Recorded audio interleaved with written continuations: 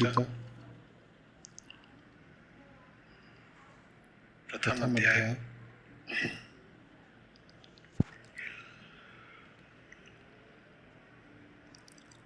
सार संक्षेप। प्रथम अध्याय पर श्लोक क्रमानुसार पूरी चर्चा और व्याख्या हम पहले कर चुके हैं। आज हम एक श्लोक को अलग अलग न लेकर पूरे अध्याय का ही सार संक्षेप में समझना चाहेंगे।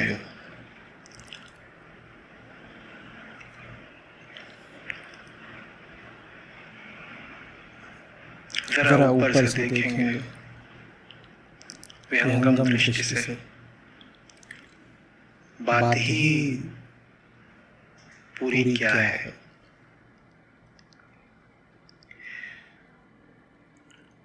पहला अध्याय उस समस्या को हमारे सामने रखता है जिसको फिर श्री कृष्ण आने वाले 17 अध्यायों में 17 विधि सुलझाते हैं।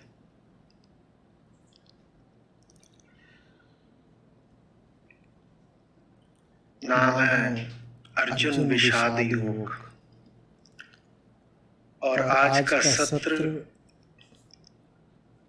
उनके लिए तो महत्वपूर्ण है ही, जो हमारे गीता समागम गीता तीर्थाटन में आरंभ से ही हमारे साथ हैं। उनके लिए विशेषतया महत्वपूर्ण है जिन्होंने हमें हाल में ही या पिछले 2-4 महीनों में साथ लिया है। मेरे देखे पहला अध्याय 4 हिस्सों में विभाजित हो सकता है, जैसे समस्या के ही 4 पक्ष हों। जो उसका पहला पक्ष है वो पहले ही श्लोक में निहित है। तो समस्या पक्ष 1, धृतराष्ट्र। धृतराष्ट्र का मोह। संयोग कर रही है कि श्रीमद् भगवद गीता की पहले प्रकरण की शुरुआत ही होती है धृतराष्ट्र के वचन से। और धृतराष्ट्र का पूरे गीता ग्रंथ को कुल योगदान यही है। पहला श्लोक, पहली बात। 700 श्लोकों में बस पहली बात, कुल योगदान इतना नहीं। कुल एक बात लेकिन पहली। तो वेद व्यास कोई साधारण चिंतक नहीं थे। अगर धृतराष्ट्र को श्लोकों के क्रम में वो सर्वोपरि रख रहे हैं तो कोई बात है। न गुरु न शिष्य, न मित्र न शत्रु, दोनों योद्धा पक्षों में से कोई भी नहीं, किसी की बात नहीं। यहां तक कि जो योद्धा पक्ष में नहीं है उनमें भी संजय नहीं बल्कि धृतराष्ट्र। इतने सेनानी हैं इस वक्त युद्ध स्थल पर, और उनके नाम आगे हमको सूचित किए जाते हैं, सूचीबद्ध रूप से सूचित किए जाते हैं। लेकिन उन सेनानियों में से कोई भी नहीं है जो गीता का आरंभ करे। उन सेनानियों में अर्जुन भी नहीं, उन सेनानियों में अर्जुन के सारथी श्री कृष्ण भी नहीं, और जो लोग हमने कहा रण क्षेत्र में नहीं है, उन दो में से भी संजय नहीं अपितु धृतराष्ट्र। तो कोई बात होगी। पहला पूरा अध्याय ही जैसे बस समस्या हमारे सामने रख देता है। अध्यात्म का काम भी यही है ना, समस्या को सुलझाना। समस्या ना हो तो अध्यात्म की कोई आवश्यकता नहीं। अस्तित्व ही समस्या है, जीवन ही समस्या है। जीवन के निर्णय, संबंध हमारे, कर्म हमारे, विचार हमारे, उद्देश्य हमारे, यही समस्या है। और इन्हीं को सुलझाना है। पहला प्रकरण साफ साफ समस्या हमारे सामने रख देता है, और इस पहले प्रकरण में श्री कृष्ण मौन है पूरी तरह, क्योंकि समस्याओं में श्री कृष्ण क्या योगदान दे देंगे। यहाँ तो समस्याओं को सूचीबद्ध किया जा रहा है। और मैंने आपसे कहा कि कुल जो 47 श्लोक हैं उनको मैं 4 खंडों में विभक्त कर 4 मोटी मोटी समस्याएं देख पा रहा हूं, जिसमें से पहली समस्या है हमारे पहले ही श्लोक के राजा धृतराष्ट्र। विचित्र बात, श्रीमद् भगवद गीता का उद्घाटन हो रहा है धृतराष्ट्र उवाच से।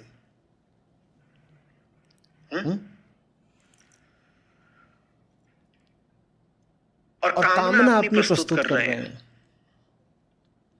क्या कामना प्रस्तुत कर रहे हैं? पहला श्लोक है आपके सामने, हे संजय, अरे धर्म क्षेत्र कुरुक्षेत्र में बताओ मेरे पुत्रों और पांडवों ने क्या किया, क्या कर रहे हो, एकत्रित हो गए, क्या कर रहे हो। यही जिज्ञासा है। जिज्ञासा इसको कहना उचित नहीं होगा। जिज्ञासा तो राजा जनक जैसों की होती है। मेरे लिए ये बड़े आनंद की बात है कि इन्हीं दिनों समानांतर मुझे श्री अष्टावक्र गीता पर बोलने का सौभाग्य मिल रहा है। और जब यहाँ मैं बात करता हूँ पहले श्लोक की, तो मुझे अष्टावक्र गीता का भी पहला श्लोक याद आ जाता है। अभी मुश्किल से 20 दिन नहीं हुए होंगे मैंने उस पर चर्चा करी थी।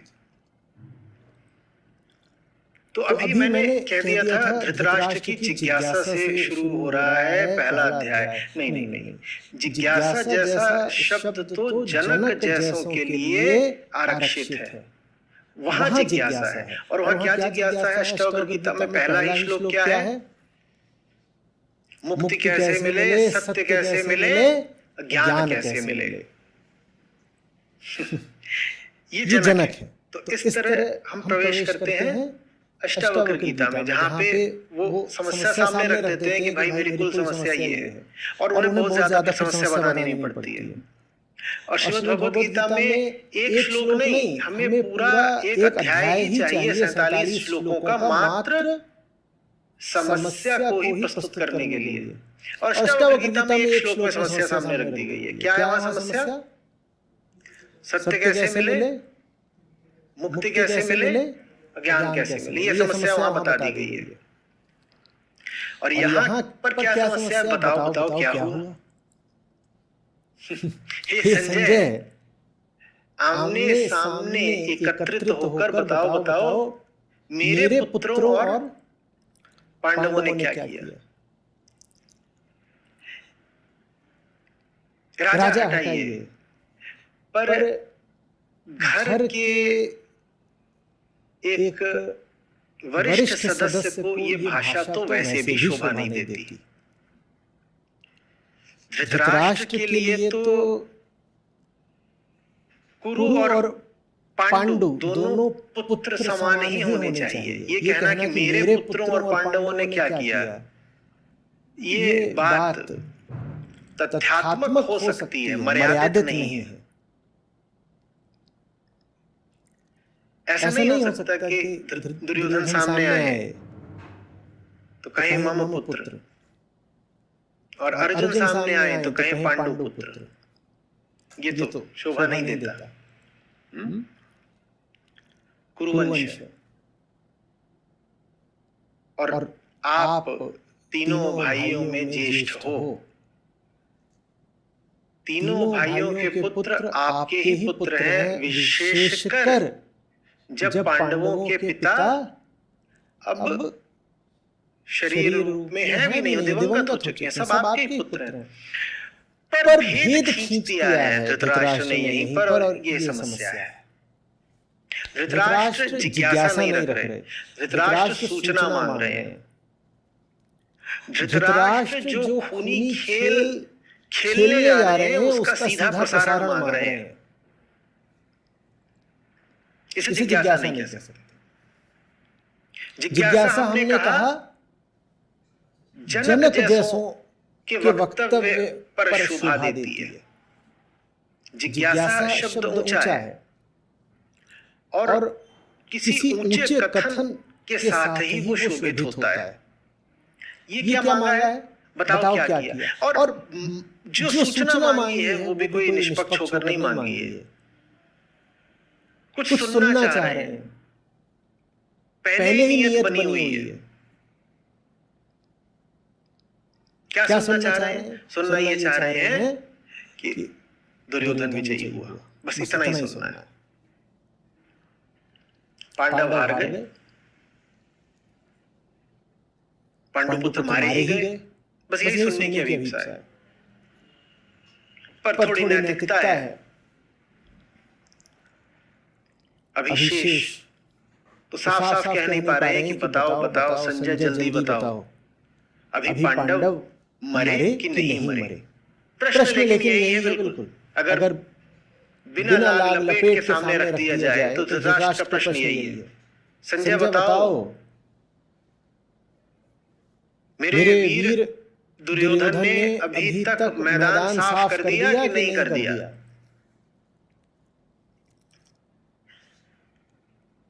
पांडवों की देह अभी तक उन्हीं के रक्त से लथपथ हुई कि नहीं हुई, यहां से शुरुआत होती है। तो देखिए यहां भी एक कामना है और अष्टावक्र गीता में भी एक कामना है। वहां कामना है कि मुक्ति चाहिए, बोध चाहिए, और यहाँ क्या कामना है? यहाँ कामना है कि राज्य हो, सिंहासन हो, पुत्र मोह सफल हो। धर्म जैसी कोई बात नहीं, सत्यता जैसी कोई बात नहीं। एक बहुत ही निचले तल की कामना है जिसमें विचार तक सम्मिलित नहीं है, वृत्ति मात्र का खेल है। कौन सी वृत्ति? मोह वृत्ति, मम वृत्ति, पितृवृत्ति। मेरा है ना, मेरा है। और ये वृत्ति तो पशुओं में भी पाई जाती है। इसलिए अब आप समझिए कि क्यों श्री कृष्ण का काम अष्टावक्र ऋषि से बहुत ज्यादा कठिन है। अष्टावक्र ऋषि को किसी ऐसे को ऊपर खींचना है जो पहले ही बहुत ऊपर है। वो एक बहुत ऊंचे तल पर बैठ करके जिज्ञासा कर रहा है। कौन? राजा जनक। जो उठा हुआ है उसे और उठाना कोई बहुत मुश्किल नहीं हो सकता, साधारण बुद्धि की बात है। लेकिन यहाँ जो बात शुरू हो रही है वो बात लगभग पशुता के तल से शुरू हो रही है। मेरा पुत्र है तो उसको जीतना ही चाहिए। लाशें गिरे तो गिरे, अधर्म हो तो हो, पर मेरा पितृ मोह तो रहेगा। वहां पर एक विद्वान को उठाना है मुक्त के तल तक। राजा जनक विद्वान तो आरंभ से ही है, उनको बस मुक्त तक ले जाना है, बहुत कठिन नहीं। और यहाँ तो पशु को मुक्ति तक ले जाना है। इसलिए अष्टावक्र गीता में आरंभ से ही जो बात है बड़े ऊंचे तल की है। आप भगवत गीता का पहला अध्याय लें और अष्टावक्र गीता का पहला प्रकरण लें तो आप कहेंगे भगवत गीता का पहला पूरा अध्याय बीत गया, अभी ज्ञान चर्चा तो हुई भी नहीं किंचित।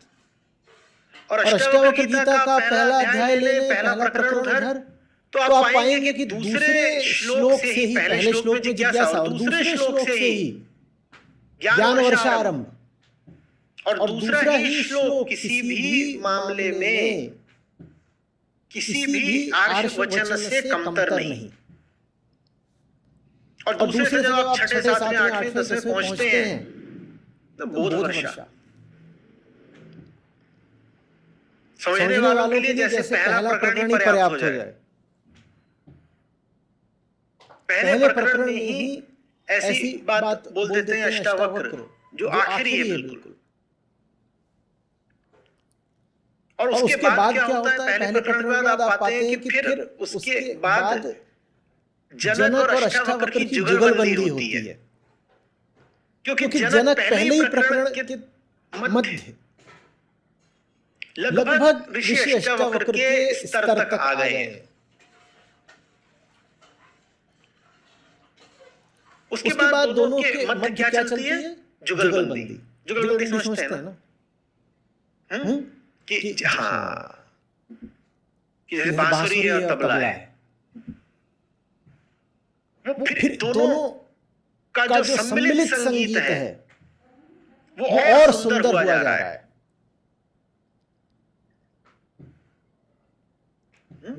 यहाँ ऐसा नहीं है, यहाँ जुगलबंदी नहीं है, यहाँ तो विरोध है। श्री कृष्ण का काम मुश्किल है जरा। वहां तो गुरु और शिष्य एक सुर, एक लय, एक ताल पकड़ लेते हैं लगभग तत्काल ही। पहले ही प्रकरण में ऐसा होने लग जाता है। यहाँ तो बड़ी समस्या है। यही वजह है कि अष्टावक्र ऋषि की गीता अक्सर सबसे शुद्ध मानी गई, लेकिन श्री कृष्ण की गीता सबसे उपयोगी मानी गई। वेदांत का जिन्होंने अध्ययन करा हो गंभीर, वो आपको सहसा ही ये बता देंगे बिना किसी हिचक के कि यदि शुद्धता मात्र ही पैमाना हो तो कई ऐसे उपनिषद हैं जो भगवत गीता के समतुल्य ही नहीं है, भगवत गीता से जरा सा ऊपर भी रखे जा सकते हैं। यदि शुद्धता ही बस मानक हो तो अष्टावक्र की बात भी श्री कृष्ण से कहीं भी 19 नहीं ठहरती, 21 ही होगी। लेकिन शुद्धता से क्या होता है? जिन्होंने जीवन को समझा है उन्होंने कहा है कि सत्य वही है जो उपयोगी है जीव के लिए। जीव के लिए सत्य वही है जो उपयोगी है। किस अर्थ में उपयोगी है? मुक्ति तक ले जाने के लिए। होगी कोई बहुत ऊंची से ऊंची बात, लेकिन यदि आपको मुक्ति तक ले जाने में वो सहायक नहीं हो रही तो क्यों उसे सत्य का दर्जा देना? देखिए, पारमार्थिक सत्य तो कुछ होता ही नहीं, वहां तो सब शून्य है और मौन है, वहां तो कुछ कहा ही नहीं जा सकता। जब हम कह रहे हैं सत्य क्या है तो हम पूछ रहे हैं व्यवहारिक सत्य क्या है। और व्यवहारिक सत्य वो है जो उपयोगी है, और गीता बहुत उपयोगी है। श्रीमद् भगवद गीता बहुत बहुत उपयोगी है, उपनिषदों से भी अधिक उपयोगी है और अष्टावक्र संहिता से भी अधिक उपयोगी है। यही कारण है कि जो स्थान श्रीमद् भगवद गीता का रहा है वो स्थान अन्य ग्रंथों का नहीं रहा है। भले ही उनमें शुद्धता अधिक होगी, यहाँ व्यवहारिकता अलग अधिक है, यहाँ जो चुनौती का स्तर है वो बिल्कुल दूसरा है। श्री कृष्ण के सामने जनक जैसा ज्ञानी अनुयायी नहीं है। उनका वास्ता कैसों से पड़ रहा है, ये हमें पहले ही प्रकरण में यहाँ स्पष्ट हुआ जा रहा है। तो धृतराष्ट्र समस्या के 4 हिस्सों में से पहला हिस्सा मोह, पितृमोह।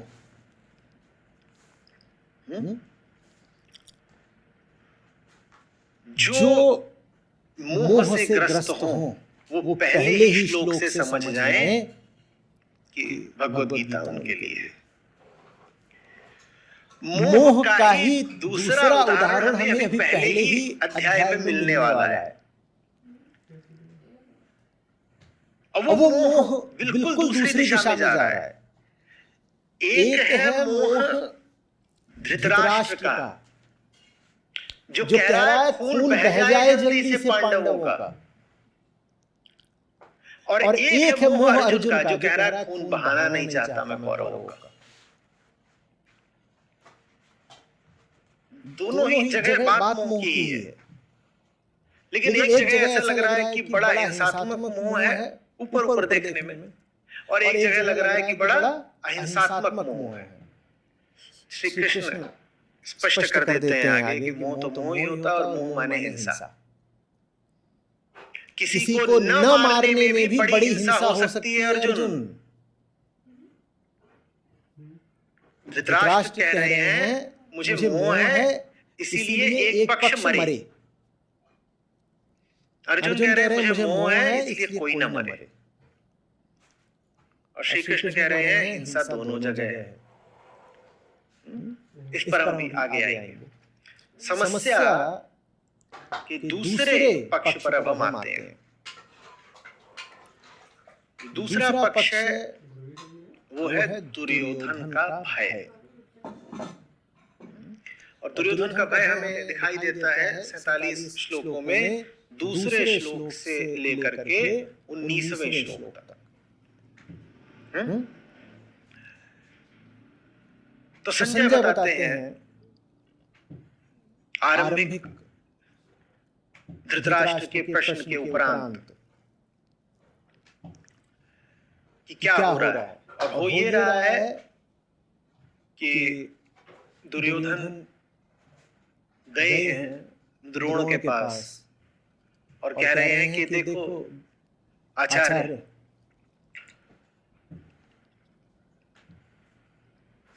पांडवों की विशाल सेना को देखो। और ये थोड़ी सी विचित्र बात है। युद्ध का आरंभ होने ही वाला है, शंखनाद होने ही वाला है, और दुर्योधन उतर करके द्रोणाचार्य के पास जाकर कह रहे हैं आचार्य देखिए ये सब पांडवों के महारथी हैं। और फिर जैसे दिमाग चल सा गया हो, जैसे आवेशित हो गए हो। आवेशित समझ सकते हो? जैसे कुछ सर पर चढ़ गया हो, आविष्ट हो गए हो। वो द्रोण को गिनाने लग जाते हैं पांडवों के महारथियों के नाम। ये बात निस्संदेह कौतूहल पैदा करने वाली है, बड़ी विचित्र है। ऐसा कोई क्यों करेगा? अरे द्रोणाचार्य आपसे कहीं बड़े महारथी हैं। अरे आपके आचार्य हैं। क्या उन्हें इतना सामान्य ज्ञान नहीं कि सामने जो खड़े हुए वो कौन है? जानते ही हैं सबको। सामने जो खड़े हुए हैं उसमें से न जाने तो कितने ऐसे हैं जो स्वयं द्रोण के शिष्य हैं। पांडवों के अतिरिक्त भी वहां खड़े हुए हैं द्रोण के पढ़ाए हुए चेले। तो द्रोण तो सब जानते हैं भली भांति कि वहां सामने कौन कौन खड़ा हुआ है। लेकिन दुर्योधन अपने रथ से उतर के द्रोण से कह रहे हैं मैं बता रहा हूं देखो खड़े होना। नाम एक ही नाम गिना रहे हैं वहां पर।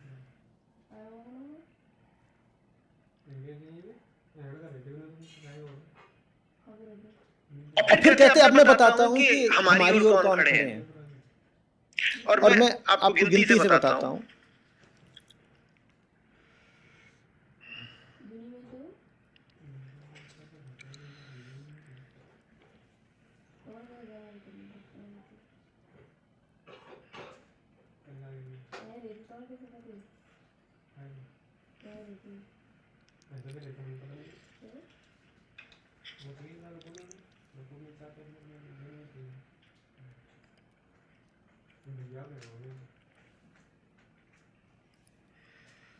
पांडव पक्ष की ओर से लगभग 13 महारथियों के नाम गिनाते हैं दुर्योधन। और फिर कहते हैं मैं बताता हूँ हमारी ओर से कितने महारथी हैं, उसमें नाम गिनाते हैं कुल 9। जबकि तथ्य ये है कि पांडवों की सेना महारथियों की संख्या के मामले में भी और कुल बल के मामले में भी कौरवों से काफी छोटी थी। लेकिन दुर्योधन ने वहां जाकर के जितने अपने महारथियों के नाम गिनाए उससे 1.5 नाम गिना दिए पांडवों की तरफ से। इतना ही नहीं है, फिर आगे कहते हैं कि उधर वो जो भीम की सेना है वो पर्याप्त है, और इधर जो भीष्मदेव द्वारा नेतृत्व की जा रही हमारी सेना है वो अपर्याप्त है। ठीक यही शब्द है दुर्योधन के। पितामह भीष्म के द्वारा रक्षित हमारा सैन्य बल अपर्याप्त है, और उधर भीम के द्वारा रक्षित पांडवों की सेना पर्याप्त है। और अभी एक भी तीर चला नहीं है, अभी तो शंखनाद भी नहीं हुआ है, और ये अवस्था है दुर्योधन की।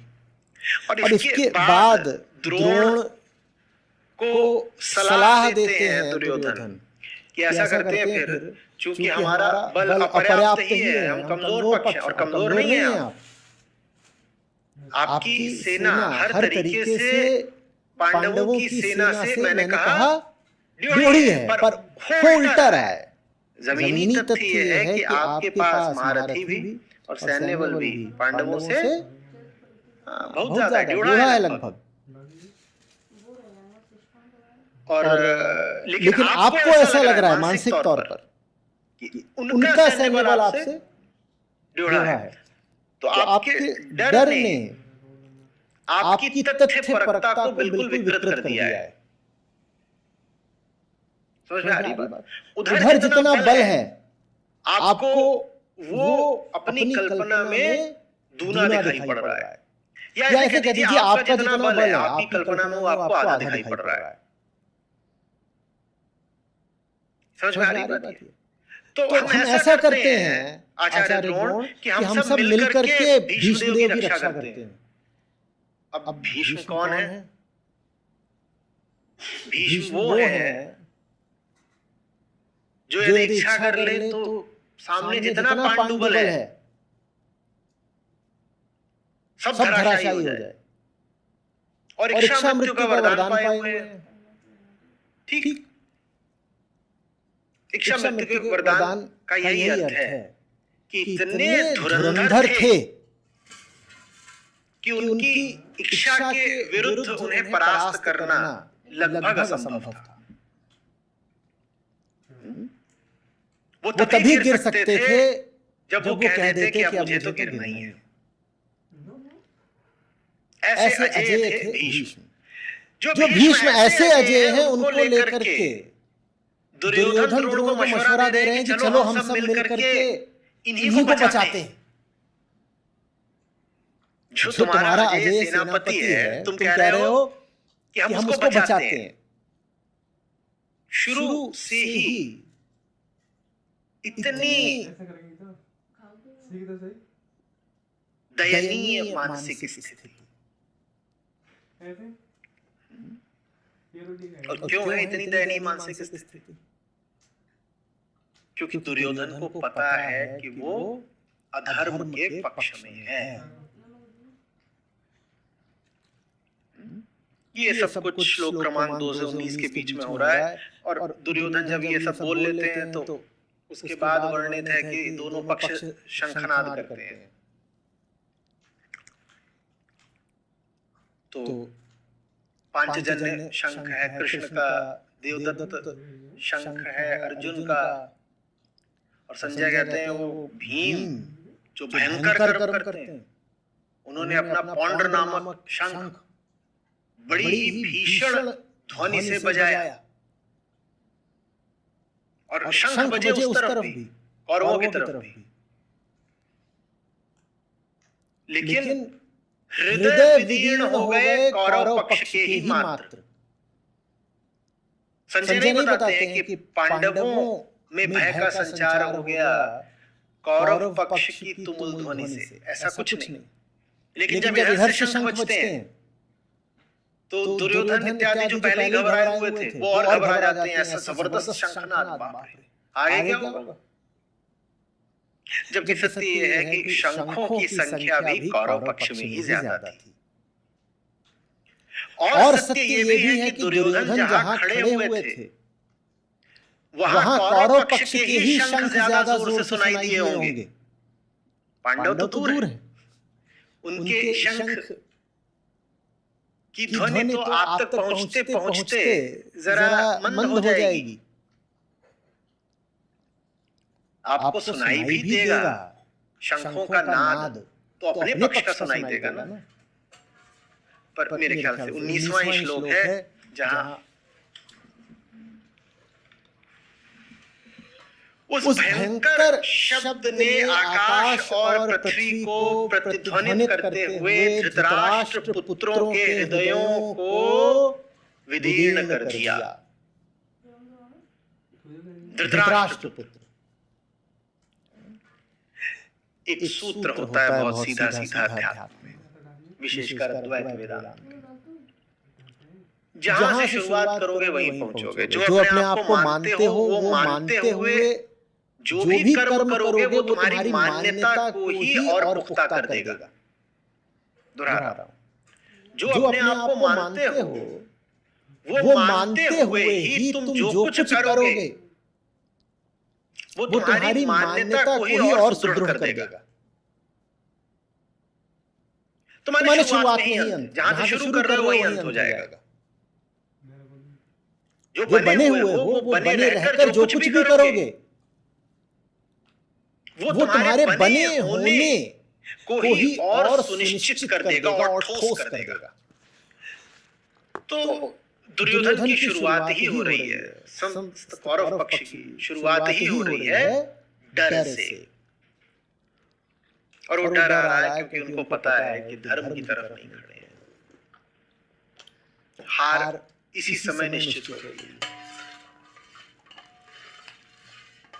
शत्रु आपसे छोटा है, शत्रु निश्चित ही आपसे कमजोर भी है। 10-12 साल जंगल में भटक कर आ रहा है शत्रु, 1 साल का अज्ञातवास झेल कर आ रहा है शत्रु, न जाने कितनी विपदाओं में पड़ा हुआ था। क्या उसके पास धन बल है, क्या सैन्य बल है, बताइए तो। और सैन्य बल भी धन बल से आता है।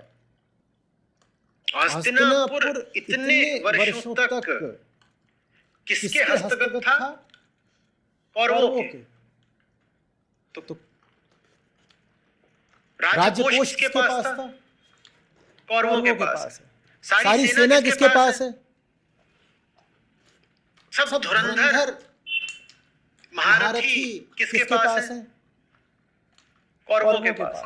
सब कुछ उनके पास है, धर्म उनके पास नहीं है, कृष्ण उनके साथ नहीं है। तो डर बहुत लग रहा है।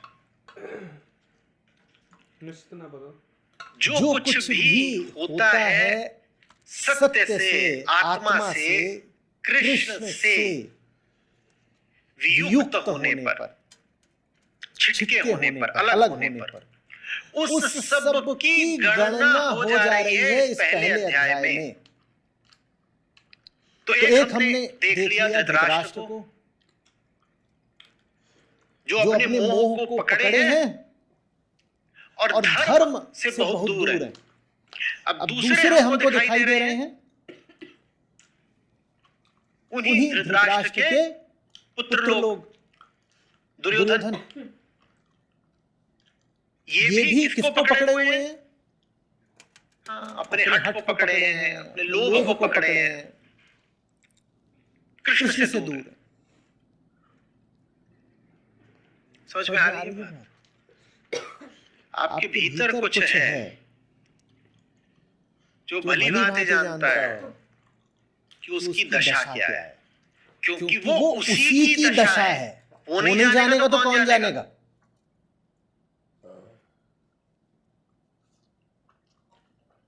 जिसको लगती है, दर्द तो उसी को होता है ना। आपके भीतर कोई बैठा है जिसे लगी हुई है, वो जानता है उसे लगी हुई है, उसे रोज रोज अपनी दयनीय अवस्था का अनुभव हो रहा है, उसे पता है वो गलत है। अब उसके पास दो विकल्प होते हैं।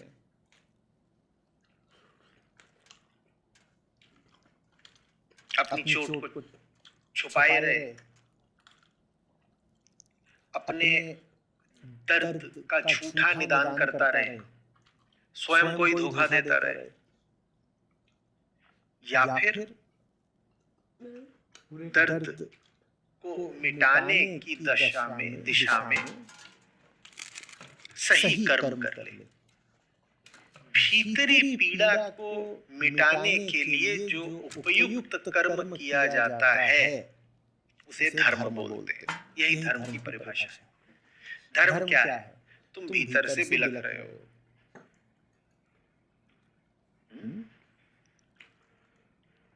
जो कुछ तुम्हें शांति दे दे वो धर्म है। तुम्हारी अवस्था मात्र रुग्ण नहीं है, तुम्हारा केंद्र ही रुग्ण है। तुम एक स्वस्थ व्यक्ति नहीं हो जो अकस्मात बीमार पड़ गया है। तुम अपने बीज से ही बीमार हो।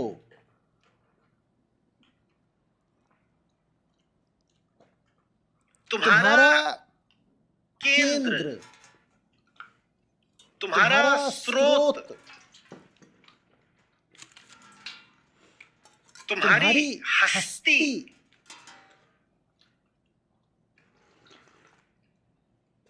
की पहचान ही बीमारी है। और यही वजह है कि लोग दर्द झेल जाते हैं, दर्द को मिटाने के लिए सही कर्म नहीं करते, धार्मिक की ओर नहीं बढ़ते, धार्मिक नहीं हो पाते। क्योंकि जब तुम ही बीमारी हो तो दर्द को मिटाने का अर्थ होता है स्वयं को मिटाना।